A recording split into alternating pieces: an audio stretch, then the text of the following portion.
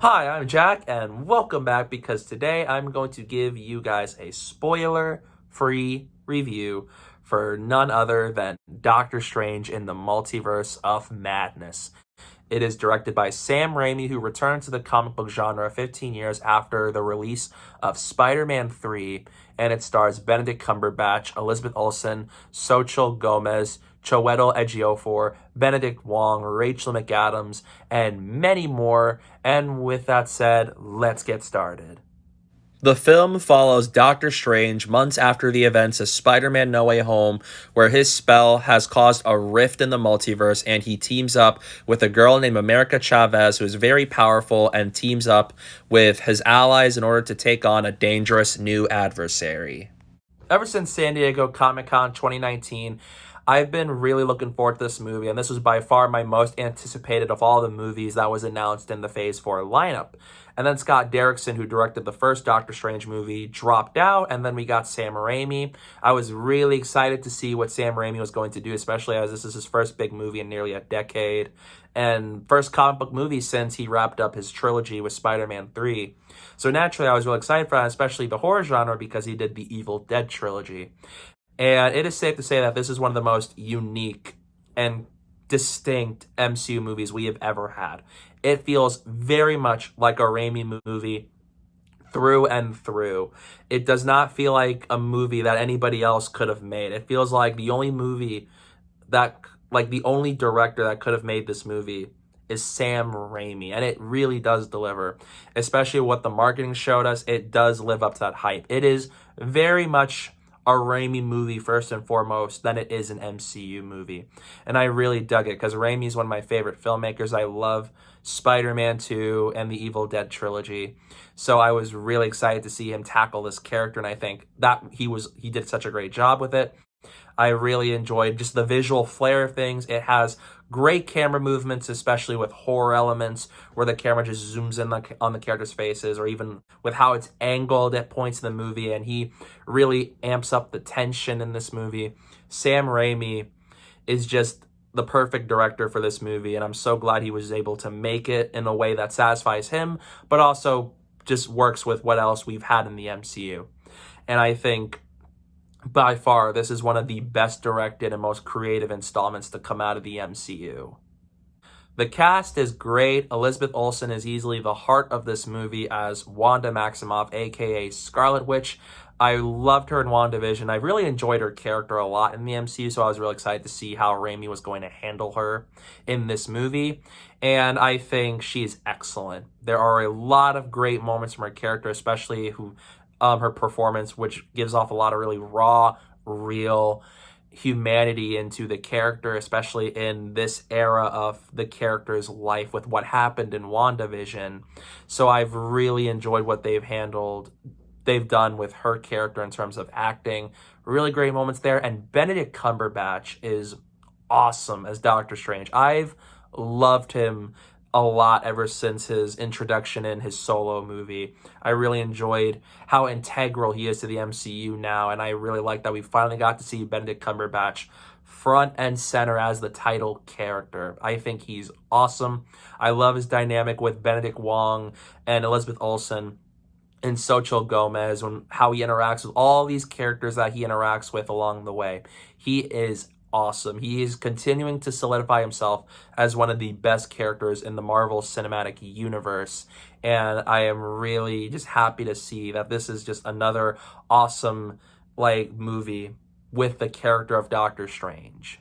Benedict Wong returns as Wong. I love Wong. I love how after the first Doctor Strange movie, he just shows up every now and then in certain projects for a scene or two.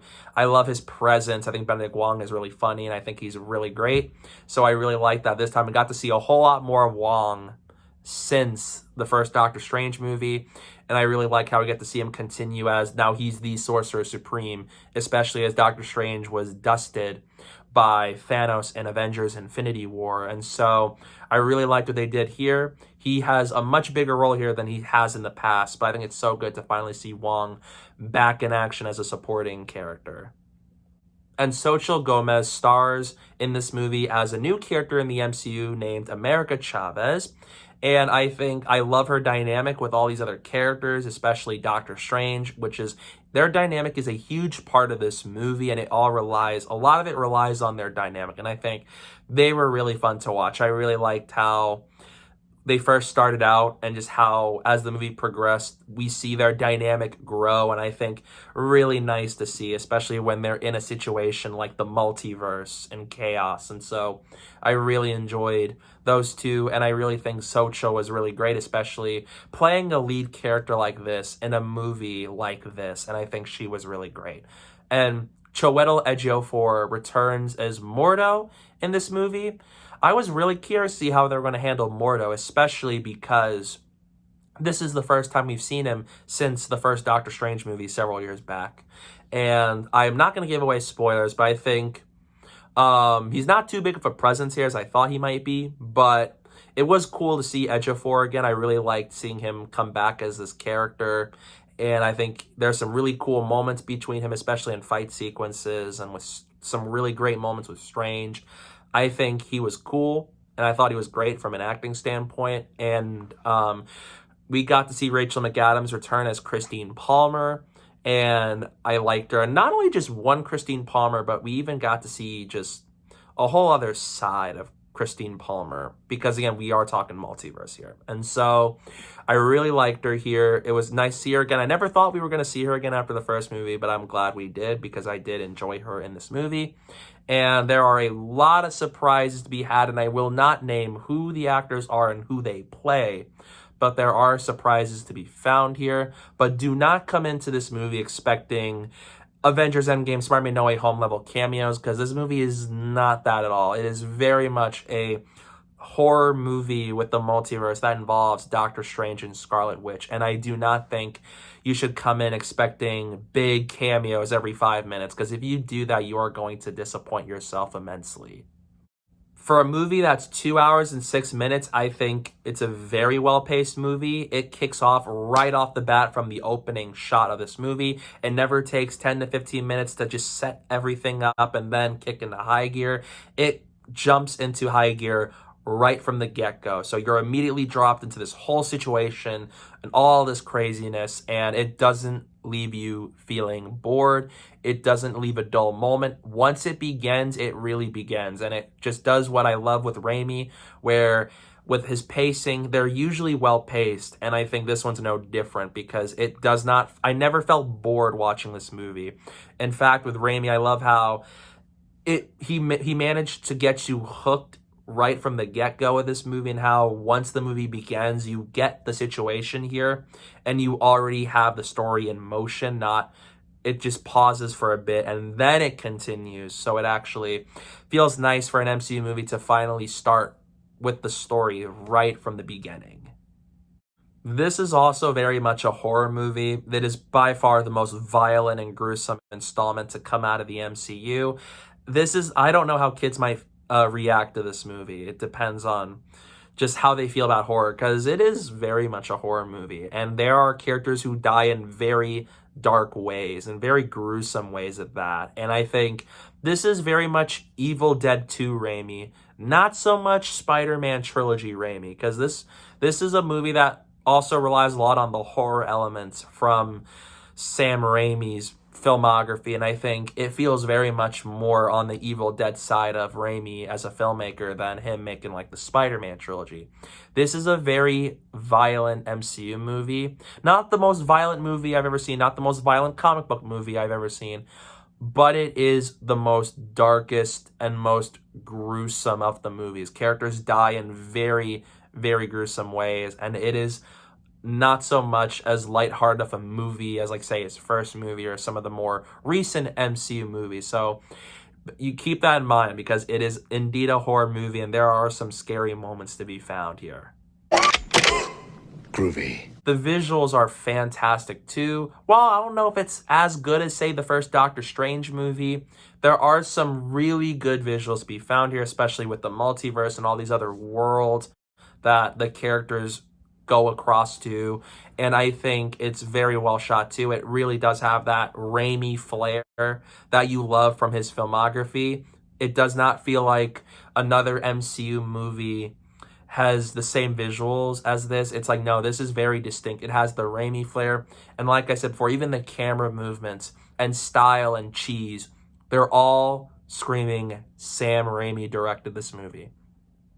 And I really liked how it looks. There's some really good visuals here and there. It's a good looking movie. There's some great camera work, and I think it really does continue to give off the vibe that it's a Raimi film. And even the color grading looks so great, because while I do like MCU movies, but a lot of them, and some of their movies look gray in like certain places, and I'm like, I get it's the same place, but you don't have to make everything look gray in a way. You got to at least make it pop. And I think this movie, especially in New York City and Camartage, and even with all these other universes, they do not look gray. They actually look very colorful, and I love that a lot. There are some surprises to be found, some really big ones, but they're not like the entire movie. The whole movie is not a lot of cameos and fan service. So if you're coming into this movie like it's going to be another Avengers Infinity War or Spider-Man No Way Home situation, you're not going to find that here. It's very much a movie about Doctor Strange and Wanda that involves the multiverse and horror elements. So do not come in expecting big cameos every 10 minutes of this movie, because you will be very disappointed if that's the case. It is very much a standalone story, and the cameos are there and they're awesome when they're there, but that is not the entire film. So be sure to manage that expectation. I also love that as this is the second Doctor Strange movie, we got to explore Doctor Strange's like life. We got to see, like, is he really happy with himself, especially after everything that's happened since the accident that caused him to lose control of his hands, and everything that's happened in like Infinity War when he gave Thanos the Time Stone, which helped Thanos' plan, but also helped them succeed in Avengers Endgame.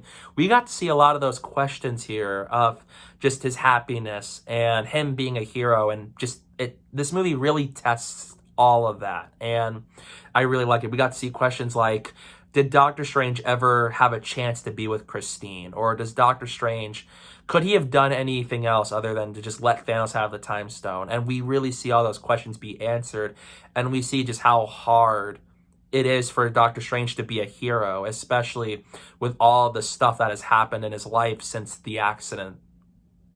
The action sequences here are really cool. There are some really creative moments here and there with moments. I'm not going to give away any spoilers because I will do a spoiler review for this, but there are some really creative action sequences that I did not expect from this movie, and they looked so cool from a visual standpoint, from the score standpoint, even just the performances. There are really cool action tidbits every now and then in this movie, which continues to show how distinct this movie is from the wider MCU. Now, it's not a perfect movie.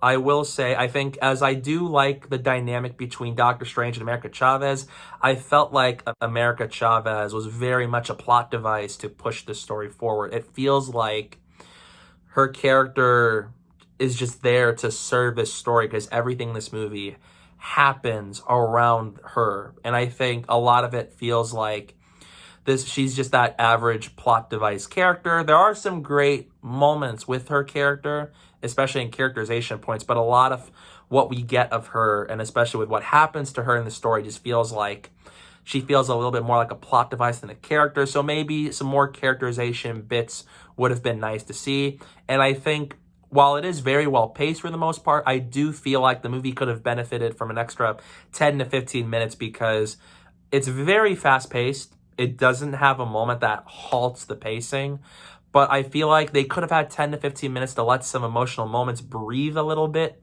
and especially expand on the multiverse of things, because while this movie is called Multiverse of Madness, it doubles down a lot more on madness than it does multiverse. I won't spoil that here, because I was kind of expecting a lot more multiverse in this movie than what we actually got.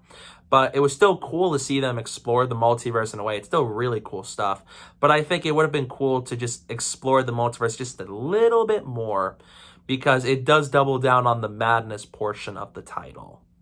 And lastly, not so much a problem on me, But the treatment of some characters in this movie is going to be very polarizing to many people. It really depends on how attached you are or how you felt about a certain character or two in the franchise. I'm not going to say who, but how these characters are handled may upset some people, or it's going to disappoint some people, especially after what we've seen from them in past MCU projects. So be ready for that, because it is very much a riskier MCU movie than what we've usually got from the franchise. So this movie does not hold back on the stuff that Raimi and co. ended up doing with these characters, but this might be one of the more divisive MCU movies, because I know people who loved it. I've known people who thought it was disappointing.